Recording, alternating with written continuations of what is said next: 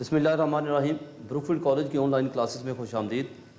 آج بیٹا ہم third lecture کا پہلا سوال شروع کرتے ہیں پاکستان کا محل کو۔ پاکستان کا محل کو میں یہ بہت اہم سوال ہے اور یہ لانگ کے طور پر جو 8 مارکس کا سوال آتا ہے اس کے لیے بھی یہ بہت اہمیت کا حامل ہے اور اس میں بہت زیادہ اہم شارٹ بھی ہیں۔ جیسا کہ سب سے پہلا جو شارٹ ہے، پہلی جو لائنیں ہیں وہ بہت اہم شارٹ ہے کہ پاکستان کا محل کو بیان کریں۔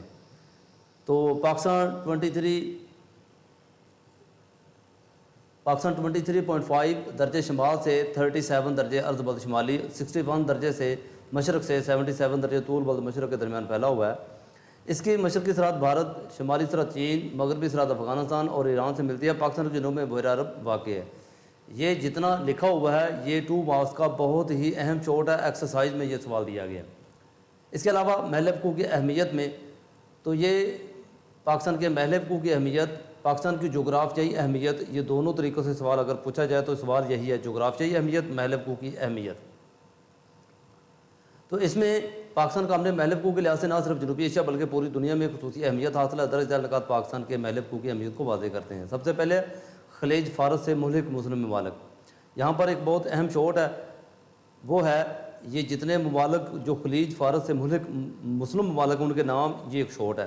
پاکستان کے جنوب مغرب میں خلیج فارس واقع ہے، جس کے ساتھ اب یہ شارٹ ہے ایران، کویت، عراق، سعودی عرب، قطر، بحرین، عمان اور عرب امارات۔ یہ بہت ہی اہم شارٹ ہے کہ خلیج فارس سے ملحق مسلم ممالک، یہ ممالک تیل کی پیداوار کے لحاظ سے بہت اہم ہے اور مسلم برادری سے تعلق رکھتے ہیں۔ پاکستان کے ان ممالک کے ساتھ دوستانہ تعلقات ہیں۔ سیکنڈ جو اہمیت ہے محل وقوع کی وہ ہے افغانستان اور وسطی اسلامی ایشیائی ممالک۔ پاکستان کے شمال مغرب میں افغانستان اور وسطی ایشیائی ممالک، اب یہ نشان بھی لگا ہوا ہے، یہ Kazakhstan, Uzbekistan, Tajikistan, Turkmenistan, Kyrgyzstan اور ایک اور بھی ہے وہ بھی آپ لکھ لیں، 6 اسلامی ممالک ہیں یہ وسطی ایشیائی ممالک کی، وہ ہے آذربائیجان، وہ لکھا نہیں ہے آپ لکھ لیں، یہ 6 اسلامی ریاستیں ہیں جو سمندر سے بہت دور ہیں اور ان کا اپنا کوئی ساحل نہیں ہے، اس لیے ان کو سمندر تک پہنچنے کے لیے پاکستان کی سرزمین سے گزرنا پڑتا ہے۔ یہ ممالک بھی تیل اور گیس کی پیداوار کے لحاظ سے اہم ہیں اور زرعی لحاظ سے بھی بہت اہمیت رکھتے ہیں۔ ان کی کل آبادی پاکستان سے بھی کم ہے مگر رقبے کے اعتبار سے یہ ہم سے 6 گنا بڑے ہیں۔ اگر ان ممالک کو موٹر وے کے ذریعے ملا دیا جائے تو پاکستان کو فائدہ ہوگا اور تعلقات مزید اضافہ ہوگا تعلقات میں۔ اب اسی کو مزید ہم دیکھیں یہ شارٹ کس طریقے سے پوچھا جائے گا۔ ایک تو یہ ہے کہ وسطی اسلامی ایشیائی ممالک کے نام بتائیں، وہ آپ نے بتا دیا۔ دوسرا ہے وسطی اسلامی ممالک کی اہمیت بتائیں، تو یہ اہمیت یہ ہے، ٹوٹل 4 لائنیں آپ نے لکھ دیں تو یہ اس کی اہمیت بھی شامل ہو جائے گی کہ وہ تیل اور گیس کی دولت سے مالا مال ہیں، زرعی لحاظ سے بھی اہم ہے، آبادی کم ہے اور رقبے کے اعتبار سے بھی وہ بہت زیادہ ہیں، تو اس لیے یہ ساری ان کی اہمیت ہے۔ اس کے بعد ہے چائنا۔ تو چین جو ہے شمالی پہاڑوں کے شمال میں چین واقع ہے۔ شاہراہ ریشم پاکستان اور چین کو ملاتی ہے۔ آپ سے پوچھا جائے گا کہ کون سی ایسی سڑک ہے جو پاکستان اور چین کو ملاتی ہے، تو شاہراہ ریشم یہ پاکستان اور چین نے مل کر بنائی ہے اور ان کے مابین بہت اچھے تعلقات ہیں۔ چین نے ہر مشکل وقت میں پاکستان کا ساتھ دیا اور پاکستان بھی چین کی دوستی پر فخر کرتا ہے۔ پاکستان میں کئی ترقیاتی منصوبے چین کی مدد سے چل رہے ہیں۔ دفاعی طور پر بھی چین نے پاکستان کی ہمیشہ حمایت کی ہے۔ چین پاکستان دوستی بے مثال ہے، اس کے بارے میں کوئی ڈھکی چھپی بات نہیں ہے، آپ سارے اس کو جانتے ہیں کہ پاکستان اور چائنا کے کس قسم کے تعلقات ہیں۔ اس میں مزید آپ کچھ بات مزید بھی ایڈ کر سکتے ہیں۔ اب بھارت ہمارے مشرق میں بھارت کا ملک ہے جو آبادی میں چین کے بعد دنیا میں دوسرے نمبر پر ہے۔ وہ ایک زرعی اور صنعتی ملک ہونے کے علاوہ ایک بہت بڑی ایٹمی طاقت بھی ہے۔ آزادی کے بعد سے ہمارے تعلقات سے اچھے نہیں رہے۔ ان ممالک کے درمیان اب تک 3 جنگیں ہو چکی ہیں۔ ایک تو اس میں پہلا شارٹ یہ ہے کہ پاکستان کے مشرق میں کون سا ملک ہے، تو وہ بھارت ہے، یہ بھی ایک MCQs ہے، شارٹ ہے۔ اس کے بعد پاکستان اور انڈیا کے درمیان کتنی جنگیں ہو چکی ہیں، تو وہ 3 ہیں۔ ان کے اگر آپ سال کے حوالے سے پوچھیں تو وہ یہ ہے 1948 میں، 1965 میں اور 1971 میں، جس کی وجہ سے اس خطے میں عمل نہ ہونے کے بعد ترقی نہیں ہو سکی۔ دونوں ممالک اپنے دفاع کے لیے اپنے آمدن کا زیادہ سے زیادہ حصہ جنگی ہتھیاروں پر خرچ کر رہے ہیں۔ دونوں ممالک ایٹمی ہتھیاروں اور میزائل کے دور میں بہت آگے نکل چکے ہیں اور اب اگر جنگ ہوتی ہے تو یہ مکمل تباہی ہوگی اور کسی کے ہاتھ کچھ نہ آئے گا۔ ان کے درمیان دشمنی کی سب سے بڑی خلیج مسئلہ کشمیر، اگر دونوں ممالک کشمیر کا مسئلہ باہمی گفت و شنید سے حل کر لیں تو پورے جنوبی ایشیا کے خطے کے لیے امن اور خوشحالی کا باعث ہوگا۔ اب یہ ٹوٹل سوال ہے، مزید اس میں کچھ ہیڈنگ آپ ایڈ کر لیں۔ پاکستان اسلام کا قلعہ، یعنی کہ اسلامی سربراہی کانفرنس میں، جس کا اسلامی سربراہی کانفرنس کا دوسرا اجلاس لاہور میں ہوا، اور اس میں یہ بات متفقہ طور پر تسلیم کر لی گئی کہ پاکستان اسلام کا قلعہ ہے، یعنی کہ پوری دنیا میں پاکستان ایک جو ہے وہ مضبوط ملک ہے اور اسلامی دنیا کو لیڈ کر سکتا ہے۔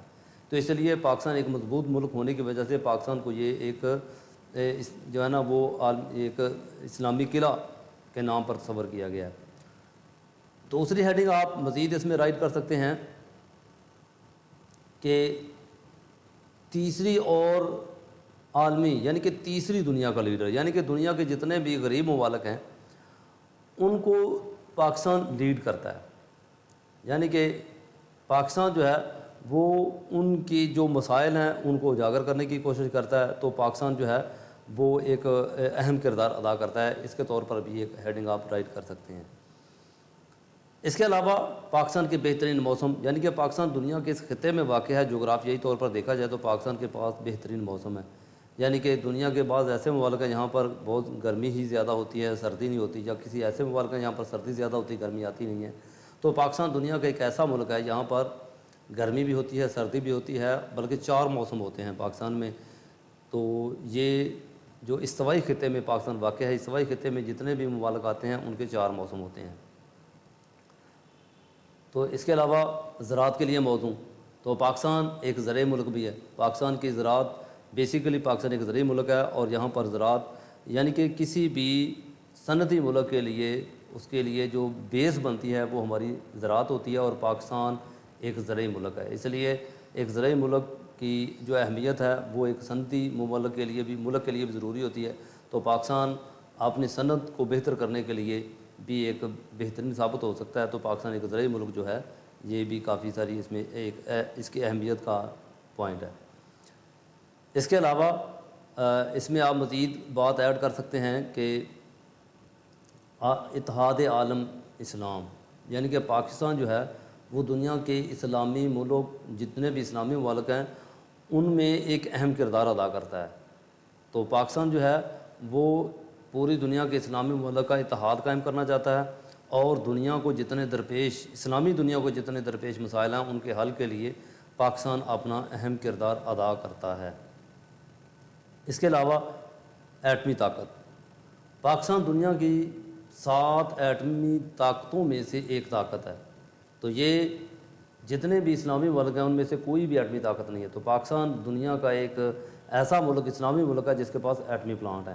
تو اس لیے دنیا کے اسلامی ممالک جو ہیں وہ اپنے مسئلے کے لیے پاکستان سے رجوع کرتے ہیں۔ اگر اسلامی دنیا کو کسی بھی قسم کا خطرہ ہوتا ہے تو پاکستان ان کو اچھے طریقے سے ڈیل کرتا ہے۔ اس کے علاوہ اشتراکی حکومت کی روک تھام، یعنی کہ 1979 میں جب رشیا نے افغانستان پر حملہ کیا تو پاکستان جو ہے اس نے اشتراکی حکومت کو افغانستان میں ہی روکا۔ تو پاکستان جو ہے وہ اشتراکی حکومت کی روک تھام کے لیے بھی کام کرتا ہے۔ اس لیے افغانستان میں رشیا کو روکا گیا تاکہ وہ اسلامی دنیا کو نقصان نہ پہنچائے۔ اس لیے کیونکہ رشیا کا ایک اشتراکی ملک وہ دوسرے کمزور ممالک کو اپنے کنٹرول میں کر لیتا ہے، اپنے قبضے میں لے جاتا ہے۔